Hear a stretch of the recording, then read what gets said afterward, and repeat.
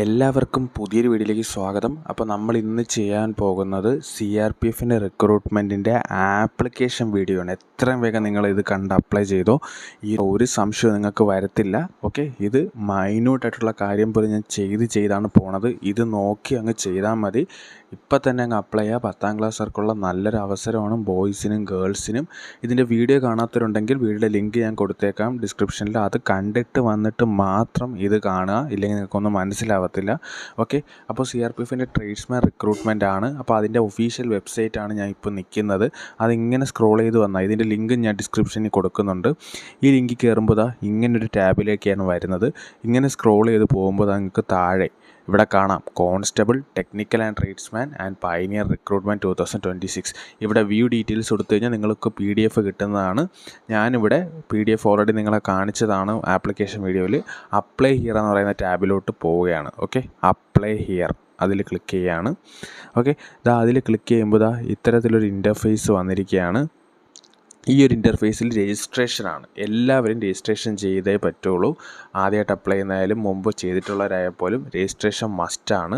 Okay, ഇതിൽ നിങ്ങൾ ആദ്യം ചെയ്യേണ്ട കാര്യമെന്ന് വെച്ചാൽ നിങ്ങളുടെ കാൻഡിഡേറ്റ്സ് ഫുൾ നെയിം ഇവിടെ എൻട്രി ചെയ്ത് കൊടുക്കുക. അത് 10ാം ക്ലാസ്സിൻ്റെ സർട്ടിഫിക്കറ്റിൽ എങ്ങനെ കിടക്കുന്നോ അതുപോലെ തന്നെ കൊടുക്കുക ഇംഗ്ലീഷിൽ. ഓക്കെ, ഇമെയിൽ ID ശ്രദ്ധിക്കണം. നിങ്ങളുടെ കമ്മ്യൂണിക്കേഷനൊക്കെ ഇമെയിൽ ID വഴിയാണ് വരുന്നത്, ഫിസിക്കൽ എക്സാമിൻ്റെയൊക്കെ. അതുകൊണ്ട് ഇമെയിൽ ID പ്രോപ്പറായിട്ട് കറക്റ്റായിട്ട് കൊടുക്കുക. ഓക്കെ, അത് കഴിഞ്ഞ് മൊബൈൽ നമ്പറാണ്. മൊബൈൽ നമ്പർ എന്ന് പറയുന്നത് നിങ്ങളുടെ കമ്മ്യൂണിക്കേഷനൊക്കെ കിട്ടാനായിട്ട് നിങ്ങളുടെ പേഴ്സണൽ മൊബൈൽ നമ്പർ തന്നെ ഇവിടെ എൻ്റർ ചെയ്ത് കൊടുക്കുക. ഓക്കെ, ആദ്യം ഇത് മൂന്നും എൻ്റർ ചെയ്യുക. അപ്പോൾ ഞാൻ ഡീറ്റെയിൽസ് എൻ്റർ ചെയ്തു, എൻ്റെ ഡീറ്റെയിൽസ് എൻ്റർ ചെയ്തു. എന്നിട്ട് ഞാൻ ജനറേറ്റ് OTP എന്ന് പറയുന്ന ബട്ടൺ ക്ലിക്ക് ചെയ്യുകയാണ്. ഓക്കെ, അപ്പോൾ OTP send successfully to your email and phone number. എനിക്കിതാ OTPയുടെ മെസ്സേജും ഇപ്പോൾ ലൈവായിട്ട് തന്നെ വന്നു. അപ്പോൾ ഞാനിത് ഓക്കെ കൊടുക്കുക. ഓക്കെ കൊടുക്കുന്ന സമയത്ത് നിങ്ങൾക്കിവിടെ കാണാൻ പറ്റും നിങ്ങളുടെ ഇമെയിൽ IDയിൽ വന്ന OTP അതുപോലെ തന്നെ മൊബൈലിൽ വന്ന OTP രണ്ടും ഇവിടെ ഫില്ല് ചെയ്യണം. ഈ ഒരു ഇടതുവശത്ത് ഞാനിവിടെ ക്ലിക്ക് ചെയ്തതിൻ്റെ ഇവിടെ വരുന്നത് നിങ്ങളുടെ ഈ മൊബൈലിൽ വന്ന OTP, തൊട്ട് വലതുവശത്ത് ഇവിടെ വന്നത് ഇമെയിലിൽ വന്ന OTP. ഇത് രണ്ടും ഫില്ല് ചെയ്യുക. ഫില്ല് ചെയ്തിട്ട് വെരിഫൈ OTP എന്ന് പറയുന്നൊരു ബട്ടൺ ഉണ്ട്, അതും ക്ലിക്ക് ചെയ്യുക.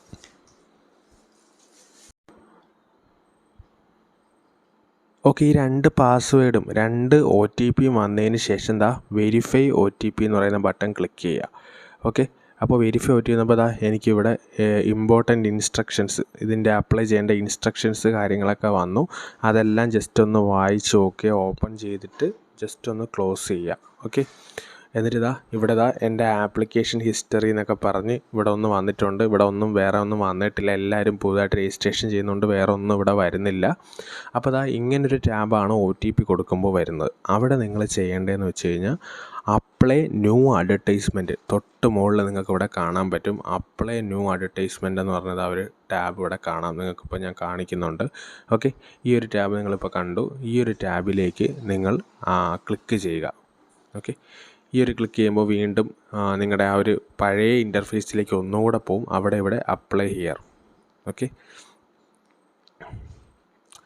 ഓക്കെ, അപ്പോൾ ഈ ഇൻ്റർഫേസിലേക്ക് പോയപ്പോൾ നിങ്ങൾക്ക് ഇവിടെ കൊടുക്കുന്നത് നിങ്ങൾ ഓൾറെഡി ഫില്ല് ചെയ്ത ഫസ്റ്റ് നെയിം ഇവിടെ ഫില്ലായിട്ടിരിക്കും, മൊബൈൽ നമ്പരും ഫില്ലായിട്ടിരിക്കും, ഇമെയിൽ IDയും ഫില്ലായിട്ടിരിക്കും. ഓക്കെ, ഇത്രയും കാര്യങ്ങൾ പേഴ്സണൽ ഇൻഫർമേഷൻ എല്ലാം പക്കയായിട്ട് ഇവിടെ ഇരിക്കും. തൊട്ട് താഴെ ഫില്ല് ചെയ്ത് വരേണ്ടത് ഐഡൻറ്റിറ്റി ഡീറ്റെയിൽസ് തൊട്ടാണ്.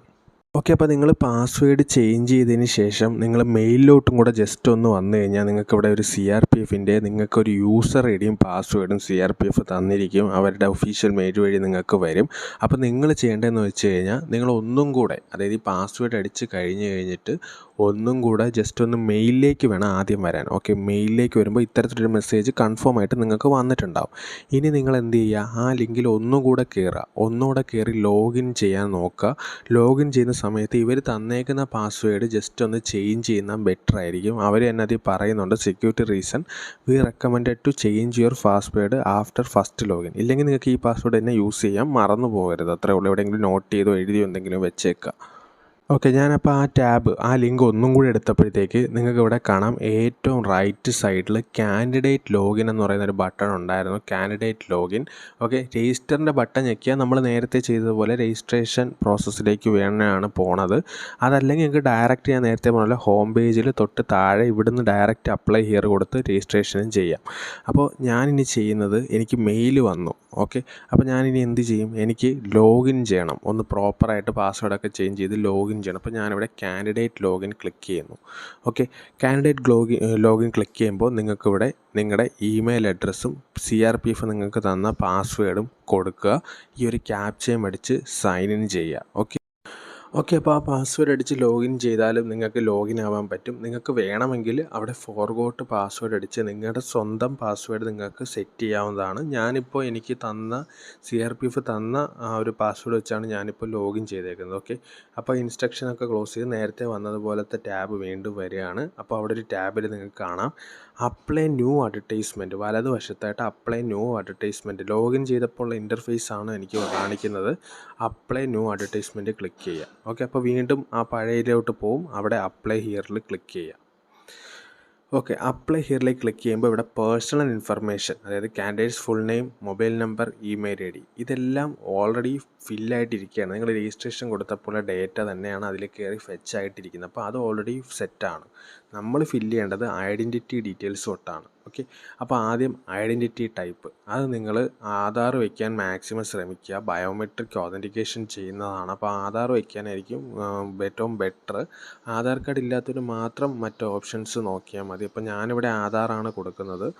അത് കഴിഞ്ഞ് ഐഡൻറ്റിഫിക്കേഷൻ നമ്പർ, അതായത് നിങ്ങളുടെ ആധാറിൻ്റെ നമ്പർ പ്രോപ്പറായിട്ട് ഇവിടെ ഫില്ല് ചെയ്ത് തന്നെ പോകണം. ഓക്കെ, പ്രോപ്പറായിട്ട് ആധാറിൻ്റെ നമ്പർ ഇവിടെ ഫില്ല് ചെയ്യണം.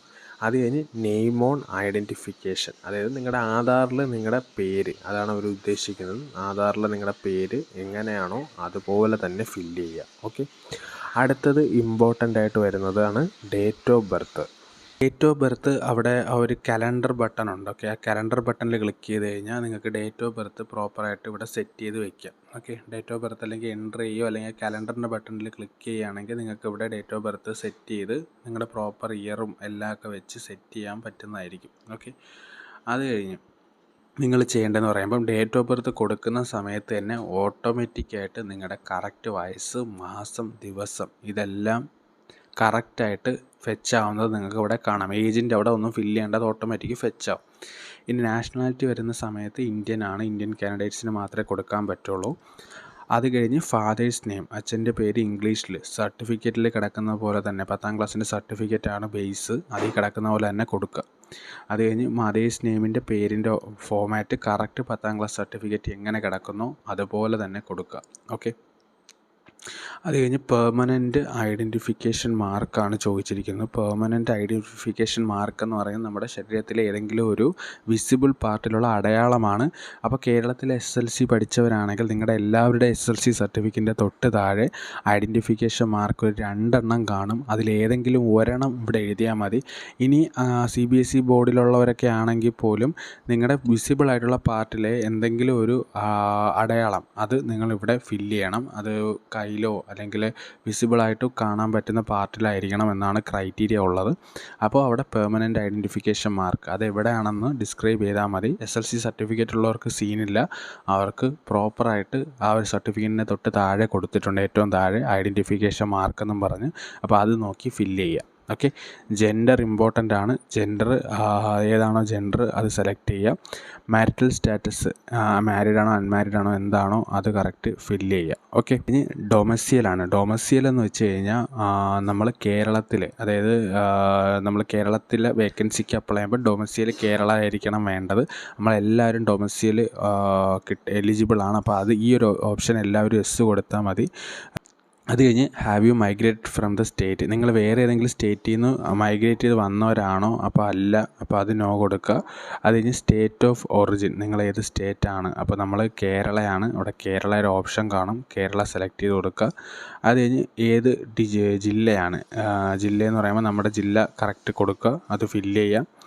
അത് കഴിഞ്ഞ് ഇമ്പോർട്ടൻ്റ് ആണ് ഇവിടെ ഏറ്റവും പ്രധാനപ്പെട്ടതെന്ന് വെച്ച് കഴിഞ്ഞാൽ നിങ്ങൾക്കിവിടെ ഡൊമസിയൽ, അതായത് ഡൊമസിയൽ സർട്ടിഫിക്കറ്റ് ഇമ്പോർട്ടൻ്റ് ആണ്. അത് നിങ്ങൾക്ക് എന്തായാലും വേണം. അതായത് നമ്മൾ കേരളത്തിലാണ് ജനിച്ചതെന്നുള്ള ഒരു പെർമനൻറ്റ് സർട്ടിഫിക്കറ്റാണ്. അത് ലൈഫ് ടൈം ഒരു തവണ എടുത്താൽ മതി. അപ്പോൾ ആ സർട്ടിഫിക്കറ്റ് ഇല്ലെങ്കിൽ നിങ്ങളത് അക്ഷയയിൽ പോയിട്ട് എത്രയും വേഗം ഡൊമസിയൽ സർട്ടിഫിക്കറ്റ് തഹസിൽദാരുടെ സെൻട്രൽ പർപ്പസിന് വേണ്ടി എടുക്കണം. അതെടുത്തു കഴിഞ്ഞാൽ നിങ്ങൾക്കിത് വേണം. അതിൻ്റെ ഡോക്യുമെൻ്റ് നമ്പരൊക്കെ നിങ്ങൾക്ക് ഇതിനകത്ത് വേണം. ഓക്കെ, അപ്പോൾ അത് കഴിഞ്ഞിട്ട് തൊട്ട് താഴെ ഏറ്റവും താഴെ ഡൊമസിയൽ ഓർ PRC സർട്ടിഫിക്കറ്റ് നമ്പർ, അതായത് ഡൊമസിയൽ സർട്ടിഫിക്കറ്റിൻ്റെ ഏറ്റവും ടോപ്പിലൊരു നമ്പറുണ്ട്. ആ സർട്ടിഫിക്കറ്റ് നമ്പർ അടിച്ചു കൊടുക്കണം. ഓക്കെ, അത് കഴിഞ്ഞ് നിങ്ങളുടെ കാറ്റഗറി റിസർവേഷനാണ്. അവിടെ റിസർവേഷൻ്റെ അവിടെ നിങ്ങൾക്ക് റിലീജിയൻ ഹിന്ദു ആണെങ്കിൽ ഹിന്ദു ഏതാണോ നിങ്ങളുടെ റിലീജിയൻ അത് കൊടുക്കുക.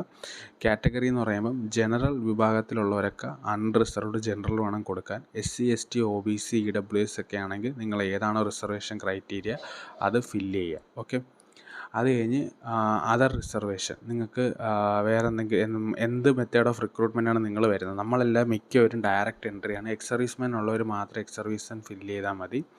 അപ്പോൾ നമ്മൾ എക്സ് സർവീസൻ അല്ലെന്നുള്ള ഓപ്ഷൻ ഓട്ടോമാറ്റിക് വന്നു. ഇങ്ങോട്ടുള്ള ക്വസ്റ്റ്യൻസൊക്കെ നമ്മൾ നോയാണ്. നമ്മൾ എന്തെങ്കിലും ക്രിമിനൽ ആക്ടിവിറ്റീസിലുണ്ടോ എന്ന് ചോദിക്കുന്നുണ്ട്. പിന്നെ ഇത്തരത്തിലുള്ള ക്രൈറ്റീരിയ ചിൽഡ്രൻ ആൻഡ് ഡിപ്പെൻഡൻസ് ആണോ, അല്ല, നിങ്ങൾക്ക് എന്തെങ്കിലും സ്പോർട്സിൽ അച്ചീവ്മെൻ്റ് ഉണ്ടെങ്കിൽ എസ് വയ്ക്കുക, ഇല്ലെങ്കിൽ നോ വയ്ക്കുക. ഓക്കെ, അത് കഴിഞ്ഞ് ഇമ്പോർട്ടൻ്റ് പോസ്റ്റ് സെലക്ഷനാണ്. അപ്പോൾ നിങ്ങളുടെ പോസ്റ്റ്, അതായത് നമുക്ക് എലിജിബിളുള്ള ഏതൊക്കെ പോസ്റ്റ് ഉണ്ടോ അതിൻ്റെ വേക്കൻസിയും കൂടെ നോക്കിക്കൊണ്ട സൈറ്റിൽ എന്നിട്ട് വേണം കൊടുക്കാൻ. അപ്പോൾ അവിടെ ഫീമെയിൽ മെയിലെന്ന് തിരിച്ചിട്ടുണ്ട്. അവിടെ നിങ്ങൾക്ക് ഇഷ്ടമുള്ള പോസ്റ്റ് ഇവിടെ വയ്ക്കാം. ഓക്കെ, ഏതെങ്കിലും പോസ്റ്റ് നിങ്ങൾക്ക് നോക്കിയിട്ട് സെലക്ട് ചെയ്ത് ഇവിടെ വയ്ക്കാം. ഇത്രയും ഫില്ല് ചെയ്തിട്ട് സേവ് ആൻഡ് നെക്സ്റ്റ് എന്ന് പറയുന്ന ഓപ്ഷൻ ക്ലിക്ക് ചെയ്യുക. ഓക്കെ, അപ്പോൾ നമ്മുടെ പേഴ്സണൽ ഡീറ്റെയിൽസ് കംപ്ലീറ്റ് ആയി. അടുത്ത ടാബിലേക്ക് പോകുന്നത് അഡ്രസ്സാണ്. അഡ്രസ്സിൻ്റെ ഡീറ്റെയിൽസാണ്. അപ്പോൾ പേഴ്സണൽ ഡീറ്റെയിൽസ് കൂടെ കംപ്ലീറ്റ് ആയി. തൊട്ടടുത്ത അഡ്രസ്സ് വന്നിട്ടുണ്ട്. അപ്പോൾ നമ്മളെ പെർമനൻ്റ് അഡ്രസ്സ് SLC സർട്ടിഫിക്കറ്റിലുള്ള പോലെ തന്നെ അഡ്രസ്സ് ആദ്യം വീട്ടുപേരും കാര്യങ്ങളും ടൈപ്പ് ചെയ്യുക. പിൻകോഡ് സെപ്പറേറ്റ് ഇവിടെ എൻ്റർ ചെയ്യുക. സ്റ്റേറ്റ് ഇവിടെ നിന്ന് സെലക്ട് ചെയ്ത് കേരള വയ്ക്കുക. കേരള വെച്ചിട്ട് ഡിസ്ട്രിക്റ്റ് സെലക്ട് ചെയ്ത് നിങ്ങളുടെ ഡിസ്ട്രിക്റ്റ് ഏതാണോ അത് വയ്ക്കുക. വില്ലേജ്, സിറ്റി ഓർ നെയിം, വില്ലേജിൻ്റെ പേര് നിങ്ങളുടെ വില്ലേജ് ഏതാണോ അത് വയ്ക്കുക. അത് കഴിഞ്ഞ് നിയറസ്റ്റ് പോലീസ് സ്റ്റേഷൻ അതും വെക്കണം. പോസ്റ്റ് ഓഫീസിൻ്റെ പേരും വെക്കണം. അത് കഴിഞ്ഞ് തഹസിൽ, നിങ്ങളുടെ തഹസിൽ ഏതാണോ തഹസിലും വെക്കണം. ഇത്രയും കാര്യങ്ങൾ സെപ്പറേറ്റ് ആയിട്ട് വെക്കണം. വീട്ടുപേര് മാത്രം മുകളിൽ ഫില്ല് ചെയ്താൽ മതി, അത് ശ്രദ്ധിക്കണം. ഓക്കെ, ഈ അഡ്രസ്സ് ഫില്ല് ചെയ്തിട്ട് കറസ്പോൺസ് അഡ്രസ്സും ഈ കോളം ടിക്ക് ചെയ്ത് കഴിഞ്ഞാൽ നമ്മൾ മുകളിൽ ഫില്ല് ചെയ്ത അതേ ഡേറ്റ താഴെയും വരുന്നത് നിങ്ങൾക്ക് കാണാൻ പറ്റും. ഓക്കെ, ഞാനിപ്പോൾ ജസ്റ്റ് ഒന്ന് കാണിച്ചു തരാം.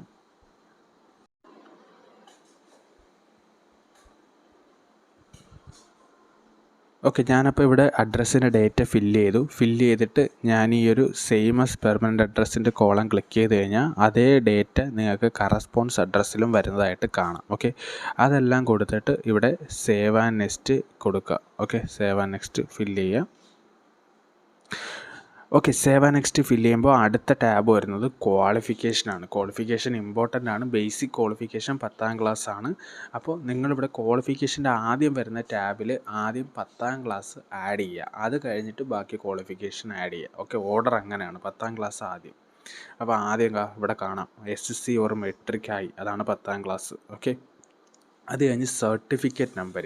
നിങ്ങളുടെ സർട്ടിഫിക്കേഷൻ നമ്പർ ചോദിക്കുമ്പോൾ ഒരിക്കലും രജിസ്ട്രേഷൻ നമ്പർ അടിക്കരുത്. സർട്ടിഫിക്കറ്റിൻ്റെ നമ്പർ എന്ന് പറയുമ്പോൾ നിങ്ങളുടെ സർട്ടിഫിക്കറ്റിൻ്റെ ഏറ്റവും ടോപ്പിൽ ഒരു റെഡ് കളറിലോ ബ്ലാക്ക് കളറിലോ എഴുതിയേക്കുക. ഏറ്റവും ടോപ്പിലെ റൈറ്റ് സൈഡിലാണ് മിക്കതും വരുന്നത്. അവിടെയുള്ള ആ നമ്പർ വേണം എഴുതാൻ. സർട്ടിഫിക്കറ്റ് നമ്പർ, രജിസ്ട്രേഷൻ നമ്പർ അല്ല അവിടെ എഴുതേണ്ടത്. ഓക്കെ, അത് കഴിഞ്ഞ് നിങ്ങൾ ഏത് വർഷമാണ് പാസ്സായത് അത് ക്ലിക്ക് ചെയ്ത് വയ്ക്കുക. അത് കഴിഞ്ഞ് നിങ്ങളുടെ ബോർഡ്, യൂണിവേഴ്സിറ്റി. ഓക്കെ, നമ്മുടെ ബോർഡെന്ന് പറയുമ്പോൾ കേരള വയ്ക്കുകയാണെങ്കിൽ കേരള. ഓക്കെ, അപ്പോൾ കേരളത്തിലെ ബോർഡ് ഏതാണെന്ന് ഭയങ്കര ഡൗട്ട് ഉണ്ടാവും നിങ്ങൾക്ക്.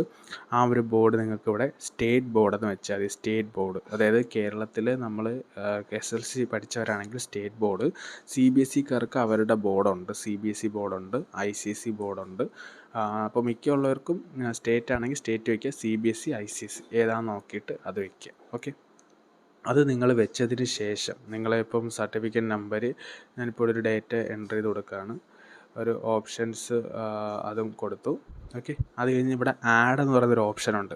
അതിൽ ക്ലിക്ക് ചെയ്യുമ്പം നിങ്ങൾ കൊടുത്ത 10ാം ക്ലാസ്സിൻ്റെ സർട്ടിഫിക്കറ്റ് ഡീറ്റെയിൽസ് ഇവിടെ താഴെ സേവ് ആവും. എന്നിട്ട് അടുത്ത ക്വാളിഫിക്കേഷൻ ആഡ് ചെയ്യാനായിട്ട് ടാബ് ഇവിടെ മുകളിൽ തന്നെ വരും. അപ്പോൾ ഞാൻ എന്താ ഇവിടെ 10ാം ക്ലാസ്സിൽ ഞാൻ കൊടുത്ത ഡേറ്റ ഫില്ലായിട്ടുണ്ട്, കണ്ടോ, ആ ഒരു ഡേറ്റ ഫില്ലായി. ഇനി ഞാൻ എന്ത് ചെയ്യാണ്, അടുത്ത ക്വാളിഫിക്കേഷൻ +2 ക്വാളിഫിക്കേഷൻ ആഡ് ചെയ്യണം. ഓക്കെ, +2 ക്വാളിഫിക്കേഷൻ ആഡ് ചെയ്യുമ്പോൾ ഇതേ same procedure, certificate number, year, board നിങ്ങൾക്ക് വേണമെങ്കിൽ ഡൗട്ട് ഉണ്ടെങ്കിൽ ഒന്നുകൂടെ കാണിച്ചു തരാം. ബോർഡ് കേരള സെലക്ട് ചെയ്യുമ്പോൾ നമുക്കിതിനകത്ത് സ്റ്റേറ്റ് ബോർഡ് തന്നെയാണ് +2നും വരുന്നത്. അപ്പോൾ സ്റ്റേറ്റ് ബോർഡ് വെച്ചാൽ മതി. ഓക്കെ, CBSE ആണെങ്കിൽ CBSE വയ്ക്കുക. അത് കഴിഞ്ഞ് +2 ആഡ് ചെയ്ത് കഴിഞ്ഞാൽ നിങ്ങൾക്ക് അടുത്ത ക്വാളിഫിക്കേഷൻ, നിങ്ങൾക്ക് ഡിപ്ലോമ വയ്ക്കാം, നിങ്ങൾക്ക് ITI വയ്ക്കാം, എന്തെങ്കിലും സർട്ടിഫിക്കേഷൻസ് വയ്ക്കാം, നിങ്ങൾക്ക് എല്ലാ ക്വാളിഫിക്കേഷനും വയ്ക്കാം. നിങ്ങൾ ഒരിക്കലും പോസ്റ്റ് ഗ്രാജുവേഷനൊക്കെ ഉള്ളവർ ഇത് അപ്ലൈ ചെയ്യാൻ നിൽക്കരുത്. കാരണം ഞാൻ റിക്രൂട്ട്മെൻറ്റ് പോയ സമയത്ത് പോസ്റ്റ് ഗ്രാജുവേഷൻ ഉള്ളവരൊക്കെ അവർ പ്രത്യേകം എടുത്ത് ചോദിച്ച് പറഞ്ഞു വിട്ടിട്ടുണ്ടായിരുന്നു. അപ്പോൾ അതുകൊണ്ട് പോസ്റ്റ് ഗ്രാജുവേഷനൊക്കെ ഉള്ളവരൊക്കെ ആണെങ്കിൽ പ്ലീസ് ദയവേത് നിങ്ങൾ അപ്ലൈ ചെയ്യരുത്. മാക്സിമം ഗ്രാജുവേഷൻ വരെ ഉള്ളവർ ഇത് കൊടുക്കുന്നതായിരിക്കും ബെറ്റർ. ഓക്കെ, എൻ്റെ ഒരു സജഷനാണ്. അപ്പോൾ അത് കഴിഞ്ഞിട്ട് നിങ്ങൾക്ക് സേവ് ആൻഡ് നെക്സ്റ്റ് എന്ന് പറയുന്നൊരു ഓപ്ഷനുണ്ട്. അപ്പോൾ നിങ്ങൾക്ക് സേവ് ആൻഡ് നെക്സ്റ്റ് എന്ന് പറയുന്ന ഓപ്ഷനിലേക്ക് പോകാവുന്നതാണ്. ഓക്കെ, ക്വാളിഫിക്കേഷൻ ആഡ് ചെയ്തിട്ട് സേവ് ആൻഡ് നെക്സ്റ്റ്. ഓക്കെ, അത് കഴിഞ്ഞ് വരുന്നത് അപ്ലൈ എന്ന് പറയുന്ന ക്വാളിഫിക്കേഷൻ നമ്മൾ കഴിഞ്ഞു. അത് കഴിഞ്ഞ് ഇനി വരുന്നത് അപ്ലൈ എന്ന് പറയുന്ന ഒരു സെക്ഷനാണ്. ഓക്കെ, അപ്പോൾ ഞാൻ കൊടുത്ത പോസ്റ്റ്, നേരത്തെ സെലക്ട് ചെയ്ത പോസ്റ്റ് ഓൾറെഡി ഇവിടെ വന്നിട്ടുണ്ട്. ബ്രാസ് ബാൻഡ് ഫീമെയിൽ എന്ന് പറയുന്ന പോസ്റ്റാണ് കൊടുത്തത്. അതിൽ മിനിമം മെട്രിക്കുലേഷനോ ഇക്വലൻ്റ് വേണം. 10ാം ക്ലാസ്സിലെ ഡീറ്റെയിൽസ് പാസ്സായിട്ടുണ്ടെങ്കിൽ നമ്മൾ ആ ഒരു ഡീറ്റെയിൽസ് വയ്ക്കുക. ഐ ആം എലിജിബിൾ, ആ ഒരു വാക്ക് അറിയാമെന്നുള്ള ഒരു ഡീറ്റെയിൽസ് വയ്ക്കുക. അത് കഴിഞ്ഞ് trade, must proficient in trade, ആ ഒരു ട്രേഡിൽ നിങ്ങൾ പ്രൊഫിഷ്യൻ്റ് ആയിരിക്കണം. അപ്പോൾ നിങ്ങൾ ആ ഒരു ഡീറ്റെയിൽസ് വെക്കുകയെന്ന് വെച്ചാൽ yes I am eligible for that post എന്നോ അല്ലെങ്കിൽ I have no that trade എന്നോ എന്തെങ്കിലും വെച്ചാൽ മതി. അല്ലെങ്കിൽ നിങ്ങൾക്ക് അതിൻ്റെ എന്തെങ്കിലും ഡീറ്റെയിൽസ് ആയിട്ടുള്ള കാര്യങ്ങൾ വേണമെങ്കിൽ എനിക്ക് മെസ്സേജ് ചെയ്താൽ മതി, ഞാൻ അത് അയച്ചു തരാം. അല്ല, നോർമലി നിങ്ങൾ ജസ്റ്റ് അതൊന്ന് yes I am qualified the matriculation details and I am eligible for that post എന്ന് വെച്ചാലും മതി. ഓക്കെ, അടുത്തത് ഡോക്യുമെൻറ്റ്സ് അപ്ലോഡ് ചെയ്യാനാണ്. ഡോക്യുമെൻറ്റ്സ് ഇവിടെ അപ്ലോഡ് ചെയ്യണം. ഡോക്യുമെൻറ്റ്സ് ഏതൊക്കെയാണ് നിങ്ങൾക്ക് ഇവിടെ അപ്ലോഡ് ചെയ്യേണ്ടതെന്ന് വെച്ചാൽ, ഫസ്റ്റ് നിങ്ങളുടെ ഫോട്ടോ, അത് കഴിഞ്ഞ് നിങ്ങളുടെ സിഗ്നേച്ചർ, അത് കഴിഞ്ഞ് നിങ്ങളുടെ കാസ്റ്റ് സർട്ടിഫിക്കറ്റ്, പിന്നെ അത് കഴിഞ്ഞ് ക്വാളിഫിക്കേഷൻ സർട്ടിഫിക്കറ്റ്, അതായത് 10ാം ക്ലാസ്സിലെ സർട്ടിഫിക്കറ്റാണ് അപ്ലോഡ് ചെയ്യേണ്ടത്. ഓക്കെ, ഇത്രയും കാര്യങ്ങൾ അപ്ലോഡ് ചെയ്യണം. അപ്ലോഡ് ചെയ്യുമ്പോൾ സൈസ് ശ്രദ്ധിക്കുക. ഫോട്ടോ 50 GB-ക്കും 100 GB-ക്കും, അതുപോലെ തന്നെ സിഗ്നേച്ചറും 50 GB-ക്കും 100 GB-ക്കും. ബാക്കിയുള്ള എല്ലാ സർട്ടിഫിക്കറ്റുകളും 100-നും 500-നും ഇടയ്ക്ക് PDF JPG ആയിട്ട് ചെയ്താലും മതി. ഓക്കെ, അപ്പോൾ ഇതൊക്കെ നിങ്ങൾക്ക് PDF ഒക്കെ ആക്കണമെങ്കിൽ 4G ജോബ്സിനെ കോൺടാക്റ്റ് ചെയ്യാം. ഇതിനൊക്കെ നിങ്ങളെ ഹെൽപ്പ് ചെയ്യുന്നതാണ്. അപ്പോൾ അതിൻ്റെ ഡീറ്റെയിൽസ് ഞാൻ ടെലഗ്രാമിലിടുമ്പോൾ ടെലഗ്രാം വഴി നിങ്ങൾക്ക് എന്നെ കോൺടാക്റ്റ് ചെയ്യാം. ഓക്കെ, അപ്പോൾ ഇതിൻ്റെ ഫോട്ടോ അപ്ലോഡ് ചെയ്യുക, സിഗ്നേച്ചർ, കാസ്റ്റ് സർട്ടിഫിക്കറ്റ്. ഇനി ജനറൽ വിഭാഗത്തിന് കാസ്റ്റ് സർട്ടിഫിക്കറ്റിൻ്റെ ആവശ്യം സത്യം പറഞ്ഞാൽ ഇല്ല. അവിടെ നിങ്ങൾ 10ാം ക്ലാസ് തന്നെ സർട്ടിഫിക്കറ്റ് അപ്ലോഡ് ചെയ്ത് കൊടുത്താൽ മതി. കാസ്റ്റ് സർട്ടിഫിക്കറ്റ് ജനറൽക്കാർക്ക് വേണ്ട, ബാക്കിയുള്ളവർക്കെല്ലാം കാസ്റ്റ് സർട്ടിഫിക്കറ്റ് മസ്റ്റാണ്. അപ്പോൾ ഇതിന് ആവശ്യമായ രേഖകൾ ഇപ്പോഴും ഓർക്കുക. നിങ്ങളുടെ ഡൊമസൈൽ വേണം, ഡൊമസൈലിൻ്റെ നമ്പർ കൊടുക്കണം ഇവിടെ. നേരത്തെ നമ്മൾ ഫില്ലെടുത്ത് നമ്പർ കൊടുക്കണമായിരുന്നു. പിന്നെ അതുപോലെ തന്നെ കാസ്റ്റ് സർട്ടിഫിക്കറ്റ് ജനറൽ വിഭാഗത്തിന് SLC സർട്ടിഫിക്കറ്റ് അപ്ലോഡ് ചെയ്ത് കൊടുത്താൽ മതി. അവർക്ക് കാസ്റ്റ് സർട്ടിഫിക്കറ്റിൻ്റെ ആവശ്യമില്ല. ബാക്കിയുള്ളവർക്ക് മെട്രിക്കുലേഷൻ സർട്ടിഫിക്കറ്റും അതുപോലെ തന്നെ സിഗ്നേച്ചർ, ഫോട്ടോ, ഇത്രയും കാര്യങ്ങളൊക്കെ വേണ്ടതാണ്. അപ്പോൾ ഇതെല്ലാം നിങ്ങൾ അപ്ലോഡ് ചെയ്ത് കൊടുത്തിട്ട് ഇവിടെ ഒരു ചെക്ക് ബോക്സ് ഉണ്ട്, അതിലും ചെക്ക് ചെയ്ത് സേവ് ആൻഡ് നെക്സ്റ്റ് എന്ന് പറയുന്ന ഓപ്ഷൻ ക്ലിക്ക് ചെയ്യുക. നിങ്ങൾക്ക് ഈ ഇമേജൊക്കെ സൈസ് കുറയ്ക്കണമെങ്കിൽ ജസ്റ്റ് ഗൂഗിളിൽ ഇമേജ് സൈസ് റെഡ്യൂസർ എന്ന് കയറിയിട്ട് ഫസ്റ്റ് വരുന്ന വെബുണ്ട് PI7, അതിൽ ക്ലിക്ക് ചെയ്ത് കഴിഞ്ഞാൽ ഫോൺ വഴി തന്നെ ഇതൊക്കെ ചെയ്യാൻ പറ്റും. ഇവിടെ നിങ്ങൾ നിങ്ങളുടെ ഇമേജ് സെലക്ട് ചെയ്തിട്ട് നിങ്ങൾക്ക് എത്രയാണ് സൈസ് വേണ്ടത്. ഇപ്പോൾ ഇവിടെ എനിക്ക് 50 സൈസിൽ താഴെ മതി. ഞാൻ ഒരു 19 KB കൊടുത്തു കഴിഞ്ഞാൽ എനിക്ക് ഇവിടെ ഇമേജ് അപ്ലോഡ് ചെയ്ത് കൊടുത്തു കഴിഞ്ഞാൽ എനിക്ക് ഈ ഒരു സൈസിൽ ഡൗൺലോഡ് ചെയ്ത് കിട്ടും. ഈ ടൂളൊക്കെ യൂസ് ചെയ്യാം.